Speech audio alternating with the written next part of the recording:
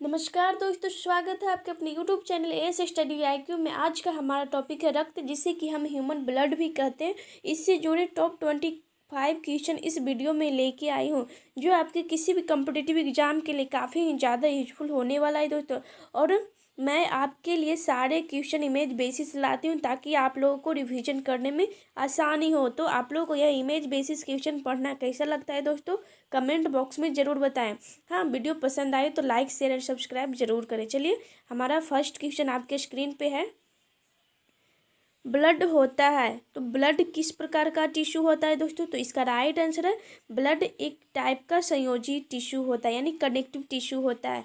तो ब्लड एक प्रकार का संयोजी उत्तक होता है, यानी ब्लड एक प्रकार का कनेक्टिव टिश्यू होता है। चलिए, नेक्स्ट क्वेश्चन है हीमोग्लोबिन क्या है? तो हीमोग्लोबिन क्या है दोस्तों? तो इसका राइट आंसर है मानव रक्त में पाए जाने वाला एक पदार्थ है हीमोग्लोबिन।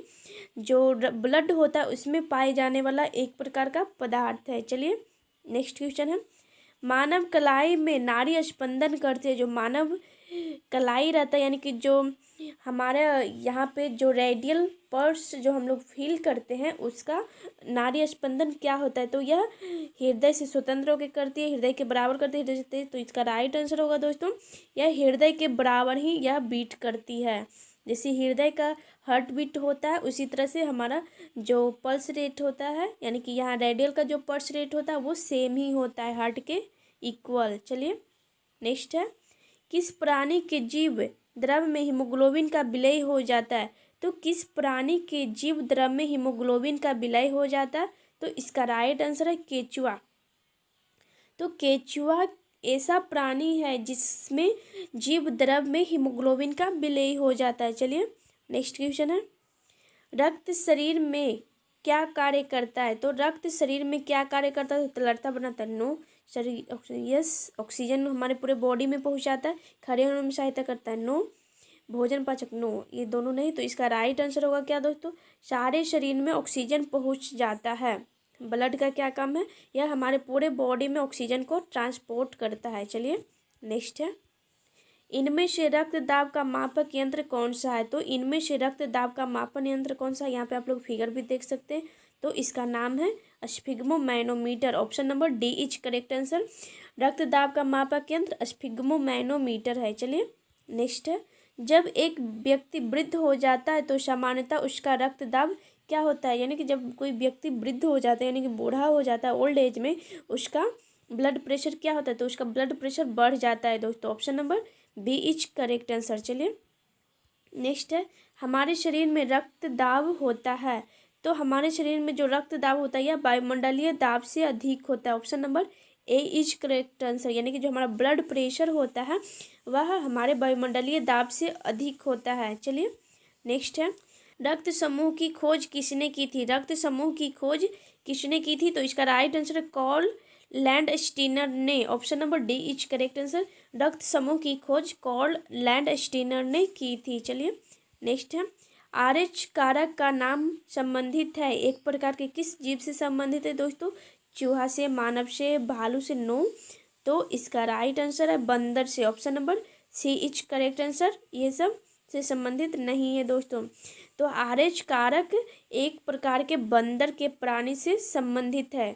यानी कि आप लोगों ने देखा होगा जो हमारा ब्लड ग्रुप होता है, किसी का निगेटिव होता है, किसी का ए पॉजिटिव होता है, किसी का बी पॉजिटिव और निगेटिव, इस तरह का होता है। तो जिस फैक्टर यानी जिस ब्लड ग्रुप में RH फैक्टर रहता है तो वह ब्लड पॉजिटिव होता है, और जिसमें RH फैक्टर निगेटिव रहता है यानी RH फैक्टर एब्सेंट रहता है वह ब्लड ग्रुप निगेटिव होता है। तो यह बंदर के ग्रुप से लिया गया है दोस्तों।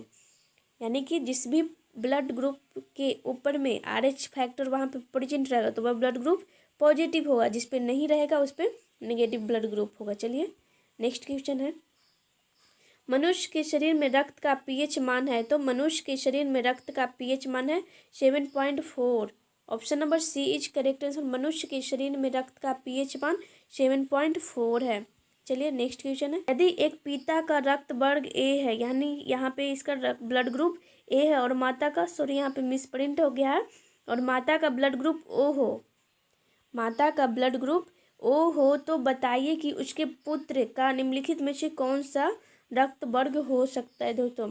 तो यहाँ पे एक फार्मूला होता है दोस्तों, यानी कि जिस भी फैक्टर का ये ब्लड ग्रुप ए रहेगा तो इसका एंटीजन ये होता है आई ओ, इसका होता है इसका आई हो होगा दोस्तों। तो यहाँ पे देखिए, यहाँ पे आई ओ हुआ तो ब्लड ग्रुप ओ बना, फिर ये IA ये दोनों, तो आप लोग इस तरह से इसको मिला सकते हैं दोस्तों। मतलब इसका ये फार्मूला होता है, आप लोग बोलिएगा तो इस पर मैं एक सेपरेट वीडियो बना दूंगी। तो यहाँ पे ये सबका मिला के तो ओ ब्लड ग्रुप बनता है दोस्तों, ब्लड ग्रुप ओ। ये एक फार्मूला है दोस्तों, ताकि आप पेरेंट के ब्लड ग्रुप से है हम अपने बच्चे का भी ब्लड ग्रुप उससे ज्ञात कर सकते हैं। संभावित मतलब पॉसिबिलिटी यही रहता है कि यही ब्लड ग्रुप होगा। देखिए आप लोगों ने ये एंटीजन से यहाँ पे पता चल जाता है कि जब माता का ओ और पिता का ब्लड ग्रुप ए रहेगा तो उसका बेबी में ओ ब्लड ग्रुप आने का चांस रह सकता है। चलिए नेक्स्ट क्वेश्चन है, निम्न में से कौन शरीर में होने वाला संक्रमण से हमारी रक्षा करता है? तो निम्न में से कौन शरीर में होने वाले संक्रमण से हमारी रक्षा करता है? तो इसका राइट आंसर WBC है। यह इन्फेक्शन से होने वाले हमें रक्षा करता है, इन्फेक्शन से प्रिवेंट करता है। चलिए नेक्स्ट क्वेश्चन है, सफ़ेद रक्त कणिका का मुख्य कार्य क्या है? तो सफ़ेद रक्त कणिका का मुख्य कार्य क्या है? तो इसका राइट आंसर रोग प्रतिरोधक क्षमता धारण करना, यानी कि रोग प्रतिरोधक क्षमता को धारण करता है कौन? WBC। नेक्स्ट क्वेश्चन है, लाल रक्त कणिकाएं मुख्यतः बनती है? तो लाल रक्त कणिकाएं मुख्यतः कहाँ बनती है? तो इसका राइट आंसर बोन मैरो में, option number A is correct answer. यानी कि RBC कहाँ बनती है? तो बोन मैरो में बनती है, अस्थि मज्जा में बनती है। चलिए नेक्स्ट, रक्त ग्लूकोज स्तर सामान्यतः व्यक्त किया जाता है। तो रक्त ग्लूकोज स्तर सामान्यतः किसमें व्यक्त किया जाता है? तो मिलीग्राम प्रति डेसीलीटर में, option number B is correct answer. रक्त ग्लूकोज लेवल मिलीग्राम प्रति डेसीलीटर में व्यक्त किया जाता है। चलिए नेक्स्ट क्वेश्चन है, फाइब्रिनोजेन के फाइब्रिन में परिवर्तित होने पर रक्त का थक्का बनता है। इस प्रक्रिया में भाग लेने वाला एंजाइम कौन सा है? तो फाइब्रिनोजेन के फाइब्रिन में परिवर्तित होने पर रक्त का थक्का बनता है। इस प्रक्रिया में भाग लेने वाला एंजाइम कौन सा है? तो इसका राइट आंसर है thrombin, option number D is correct answer, thrombin. Next question, plasma में जल का प्रतिशत होता है? तो प्लाज्मा में जल का प्रतिशत 90% होता है दोस्तों, option number C is correct answer, 90%। खून में कौन सा अवयव नहीं होता है? तो खून में कौन सा अवयव नहीं होता है? WC एब्सोल्युटली होता है, प्लाज्मा एब्सोल्युटली होता है, RBC डेफिनेटली होता ही है। तो प्लेसेंटा यहाँ पे नहीं होता है दोस्तों, खून का जो अवयव है वो प्लेसेंटा नहीं होता है। नेक्स्ट है, नाड़ी स्पंदन मात्रा मापक कौन सा है? तो इसका राइट आंसर है गति। नाड़ी स्पंदन मात्रा गति का मापक है। चलिए नेक्स्ट क्वेश्चन, मानव रक्त होता है? तो मानव रक्त किस तरह का होता है दोस्तों? तो यहाँ पे इसका राइट आंसर है, मानव रक्त हल्का क्षारीय होता है। मानव रक्त हल्का क्षारीय होता है दोस्तों, यह क्षारीय किस्म का होता है मानव रक्त। नेक्स्ट क्वेश्चन, रक्ताल्पता एक दशा है जो संबंधित है? रक्ताल्पता एक दशा है जो संबंधित है, किससे संबंधित है दोस्तों?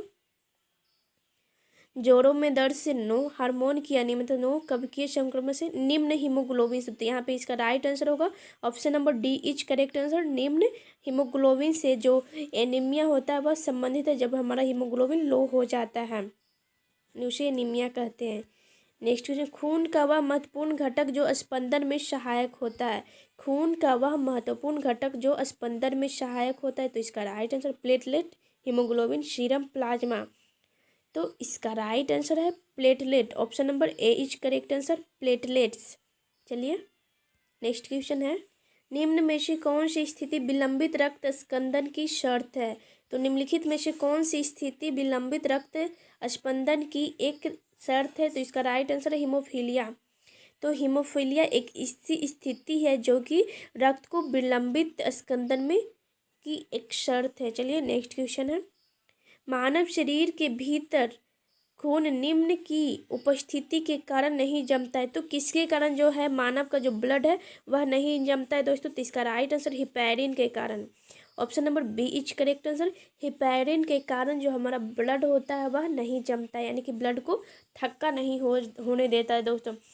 आप लोगों को यह आज का क्वेश्चन कैसा लगा दोस्तों, कमेंट बॉक्स में ज़रूर बताइएगा। उम्मीद है कि आपको यह क्वेश्चन पसंद आया होगा। तो अगर पसंद आया हो तो लाइक शेयर एंड सब्सक्राइब जरूर करें। चलिए मिलते हैं नेक्स्ट वीडियो में, तब तक के लिए जय हिंद, वंदे मातरम।